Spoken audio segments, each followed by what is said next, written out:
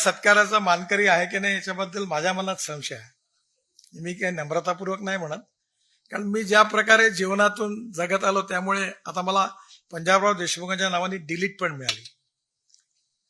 Total 11 doctorate मिळाल्या, deletes मिळाल्या आणि त्यातल्या 5 कृषी विद्यापीठाचे पण मिळाल्या. पण मला नेहमी संकोच होतो की मी जेव्हा 11वीत होतो 75 साली, तेव्हा आणीबाणी लागली आणि मी जयप्रकाशजींच्या आव्हानावर त्यावेळी माझ्या अभ्यासाकडे दुर्लक्ष केलं आणि त्याचा परिणाम असा झाला की मला 52% मार्क मिळाले आणि त्यामुळे सायन्स ग्रुपमध्ये माझं नशीब दुर्दैवी असेल कदाचित की मला 49.26% मार्क मिळाले.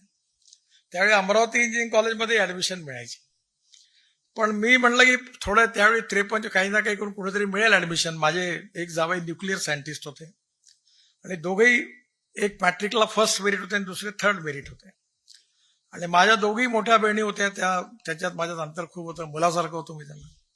आणि त्या दोघी मला म्हणाल्या, नितीन तू अभ्यास सोडून भलतीकडे लक्ष घालतो, आणि रोज माझं काउन्सिलिंग करायचं आणि मला म्हणायचं तू नोकरी कर बँकेत. आई म्हणायची नोकरी कर. एक दिवस मी चिडून सांगितलं, आई मी नोकरी करणारा नाही, मला नोकरी देणारा व्हायचा आहे. पण ते काही मान्य त्यांना नव्हतं. मग शेवटी ते म्हणाले की तुझं लग्न कसं होईल. आपल्याकडे उद्योग व्यवसाय करणारा कोणी जसं शेतकऱ्याला मुली देत नाही, पण जिल्हा सहकारी बँकेत चपराशी असेल तर मुलगा चांगला आहे म्हणतात. कारण समाज व्यवस्थेत असा बदल झाला. त्यामुळे मी म्हटलं जे व्हायचं ते मी नसेल तर जमून गेल म्हटलं.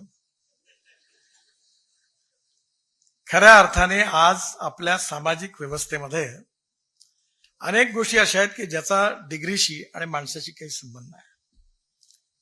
तुकडोजी महाराजांच्या नावाने विद्यापीठ आहे, पण त्यांना कुठे डिलीट मिळाली होती, त्यांना कुठे डॉक्टरेट मिळाली. आणि त्यांचं एक एक भजन जे केलं होतं ज्याच्यातलं भावार्थ नर्थ आहे, तो जर आपण शांतपणे ऐकलं त्या शब्दाचा अर्थ, तर आजचे कितीतरी मोठे कवी आहेत तेवढ्या त्याच्यात ते येणार नाही.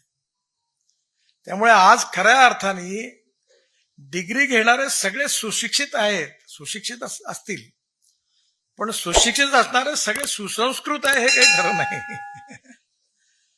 असंही होऊ शकतं की काही सुशिक्षितही आहे आणि सुसंस्कृतही आहे.